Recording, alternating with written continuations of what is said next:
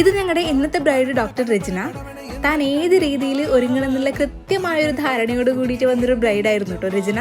രചനയുടെ pre wedding make ഓവറും ഞങ്ങൾ തന്നെയായിരുന്നു ചെയ്തിട്ടുണ്ടായത്.